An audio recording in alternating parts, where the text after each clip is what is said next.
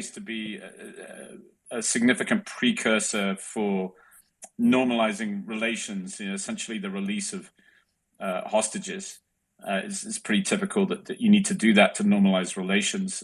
Has there been any commentary, Professor, on that, or do you have any views on that? I think there are some symbolic gestures to build confidence between the two sides. I am not surprised.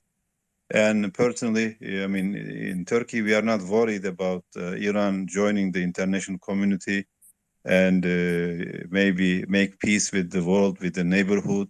But I know small Arab countries in the Gulf are more worried. And I mean, if they join in a more peaceful approach in the neighborhood, I think we are okay. And also, we are not as weak as others. I mean, we prefer Iran be a normal neighbor. Not try to be victimize itself or victimize others. And Iranian policy is generally to use Shias in one country, one Arab country, and use it as a deep state. Hezbollah is a good example of that, and Houthis in Yemen, another example. So by organizing the Shias in any country, so they are controlling the whole system.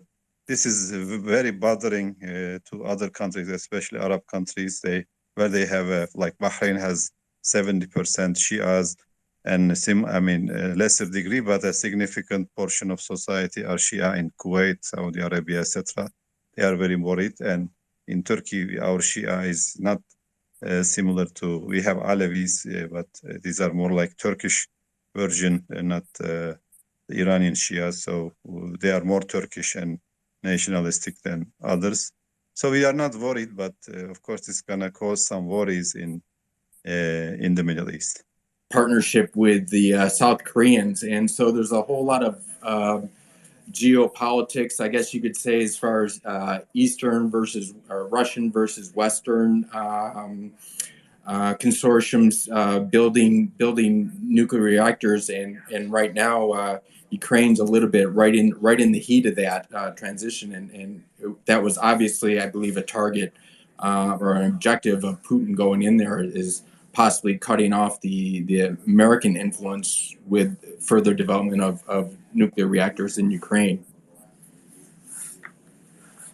Yes, we have a deal with Russia that they are building the nuclear reactor in Turkey, and this is going to be the first for energy. And as you know, Turkey is poor on energy, gas and oil, and Ukraine had 15 or 16 something nuclear reactors and more or less energy independent. And we know Germany canceled some of the nuclear reactors, and now they are regretting that because you need energy to run the economy, production and industry, etc.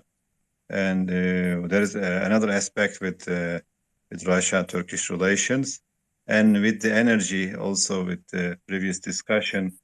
Also, America, of course, now self-sufficient, but America has a lot of companies running and drilling and selling or distributing others oils in the Middle East and in other parts of the world. So America has also strategic interest in dominating the oil industry, especially oil industry is pretty much Americanized. American standards are at play in the oil sector, and it's the whole market. When you have, it's a pool of energy. If you have a shortage in Europe, for example, it affects on the flow in America. Like we learned that they were buying 10% of their oil from Russia. It's not a big deal. They can compensate that, but still, when there is a shortage in one side, it's going to affect on the other, because we are living on a global pool of oil in a way, if you don't mind the expression. So everything is related to each other in this global world. I mean, thank you. Mo,